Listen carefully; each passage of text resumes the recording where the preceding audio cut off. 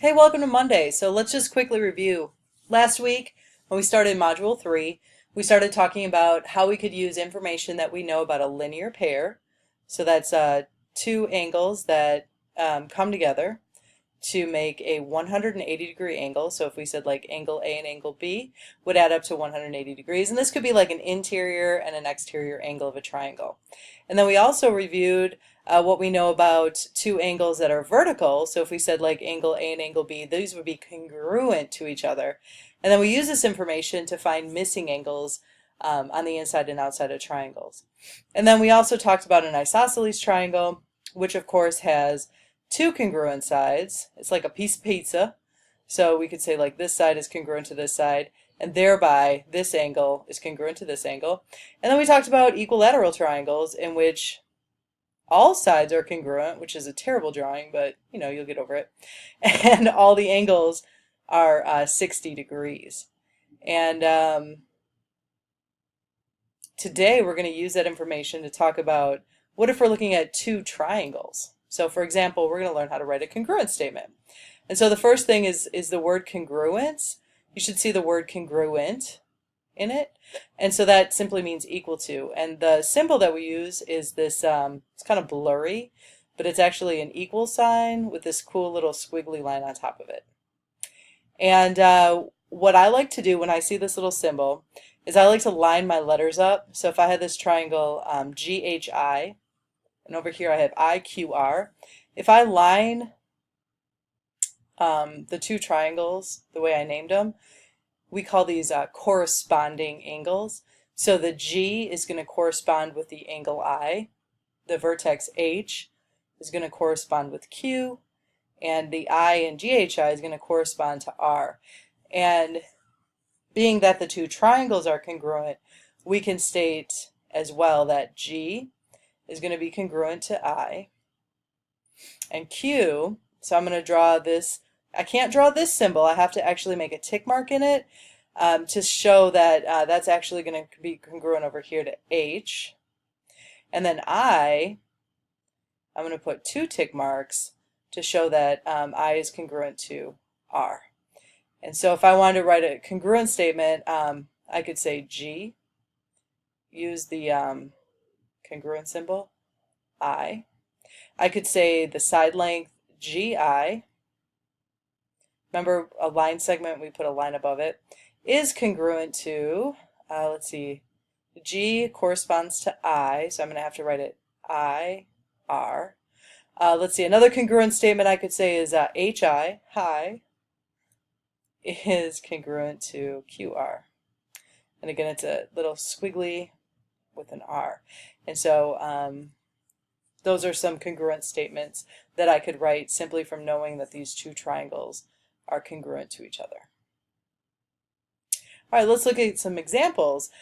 So these are already filled in for us, and we're going to use this congruent statement once again so we know that GHI, and I'm going to go ahead and write IQR below it, knowing that the I is going to pair up with the R, the H, and the Q, and the G and the I. And I'm going to know this side length GH. So GH is right here. I'm going to partner that up with this side right here because I know that G and H corresponds to I and Q, which is right here. So I can say that GH corresponds to, or is congruent to, IQ. Over here, number 2, we've got these two triangles again, and we see that ZXY. So I'm going to go ahead and just write ZUT right below it, ZUT. And so I want to know, where is XY congruent to? Well, if I look up here, I see that the X corresponds to the U and the Y corresponds to the T. So I can just know right off the bat that it's going to correspond to UT, the University of Tennessee. But I can see that in the drawing that XY, let's see, where is XY? Why can't I find it? Here it is. It's got the two tick marks. You see that right here? And so I'm going to look up here, and sure enough, the side with the two tick marks is over here. So this triangle is turned around, or it's actually reflected, but I know that from two ways that I can tell.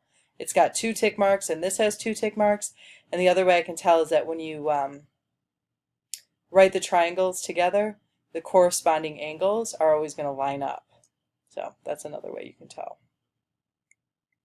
Let's see if I can scroll down. There it is. Okay, let's look at a couple more examples here. So I've got these 2 triangles, and once again, the first thing I always do is I'm going to go ahead and write KLT. And I want to know this angle LKM, which is LKM right here. It's got the 2 tick marks. So I'm going to look here, and it appears that LKM is going to be congruent to KLT. And if I look, that is right here. And yes, once again, that has the 2 tick marks as well. Or I can just look at the picture. LKM corresponds to KLT. So I would write KLT. And let's look at this last example over here, number 4. First thing I always do is write my letters underneath, my corresponding vertexes, I guess you could call them, XWG. And so when I come down here, this one doesn't have any marking, so I have to rely on the way it lines up. So I see YWX. YWX is this lovely angle right here. And I'm going to assume that it's going to be XWG, but let's make sure. The letter that corresponds to Y is G, so I'm going to write that first. The letter that corresponds to W is X, so I'll write that second. And then the letter that corresponds to X is W. So it's going to be angle G X W that corresponds to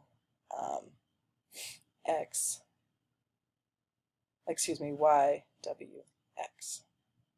So there you go. It looks like this was flipped and rotated. All right. Let's try some more examples.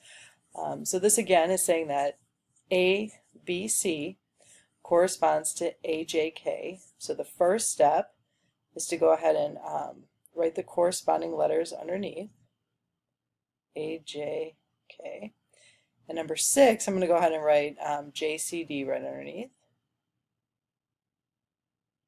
Now what I would like you to do, and please do this, don't pretend like you're doing it and not do it. Please go ahead and pause the video and see if you can do these on your own. So I'm looking at this side, welcome back, CA, and I want to see what that corresponds to. Well, C I can see, terrible handwriting, but I can see that it corresponds to K. So I'm going to say that it's got K.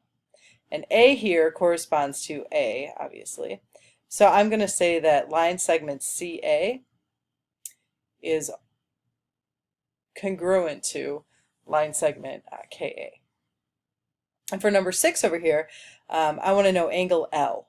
And so I can see angle L is corresponding to angle D. And corresponding just means they're in the same position. So I'm going to write angle D. And I'm going to check to make sure. And I'm going to say that this angle right here is in fact congruent to this angle here. Perfecto. All right, now we're going to work backwards. We're going to write a statement that indicates that the triangles in each pair are congruent. So you can choose really any statement that you want, but I'm going to go ahead and write the whole triangle. So I'm going to say that triangle, and I'll just say TSR. I'm going to use the little congruent symbol. Now what angle corresponds to T? Well, that's W, because they both have 3. And then I see what corresponds to V, that's S, so V comes next, and then R would be the first one. And I simply forgot to draw this little triangle symbol in, so I drew it in really small right there. And here we got number 8. Let's go ahead and say that triangle, and I'll start with HIJ is congruent to, well, H corresponds to H, so that's pretty simple. They both have the 2 angle marks. And then I've got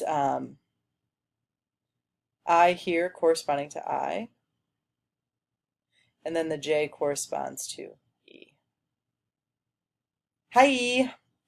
All right, number 9, pause the video and try this one on your own. Please pause the video and try it on your own. You don't want to be stuck not knowing how to do this and you get to watch this whole video and then you end up not knowing at the end.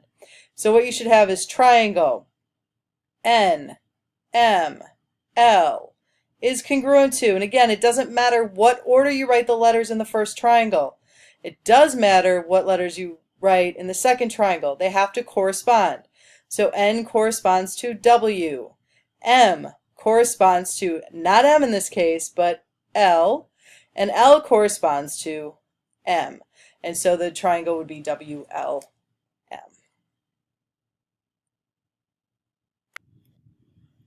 Okay, so step 1 as always is going to be just to write the letters right under each other so that it's really easy to see what matches up with what.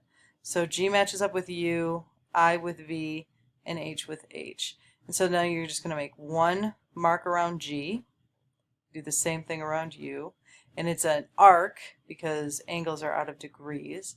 You're going to put 2 on I, and I see that I matches with V. So these two are not reflections of each other, but they're reflected and flipped. Or turned, I should say. One of them's reflected and turned. And so I can see that GI, this side here, is going to correspond to this side here. And this side actually corresponds to this side here.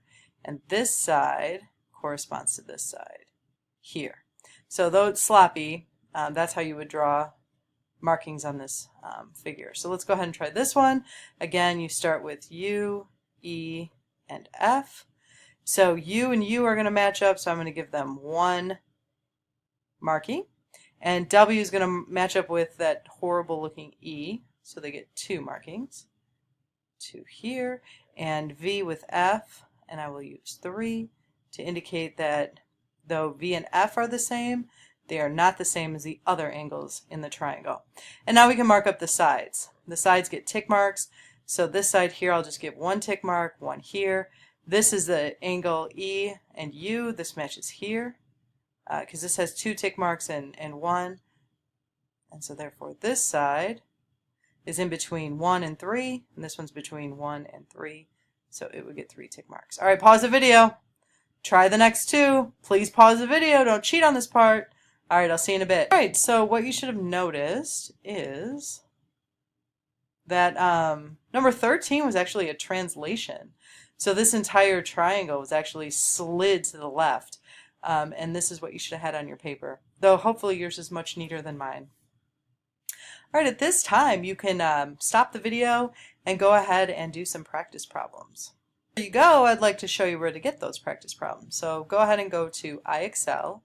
And you're going to go to J1, congruent statements and corresponding parts.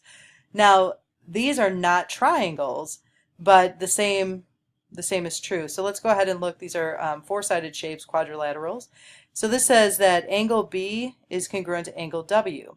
So I'm going to simply look for angle B, which is right here, at 155. And then I'm going to look for angle W, which is 104. So that is not true, so I'm not going to select that one. I'm going to look at side AB, which is right here at 6 inches, and see if it corresponds to WX, which is right here at 6 inches. Yes, that is a true statement, so I will select it. Next question is BC and UV.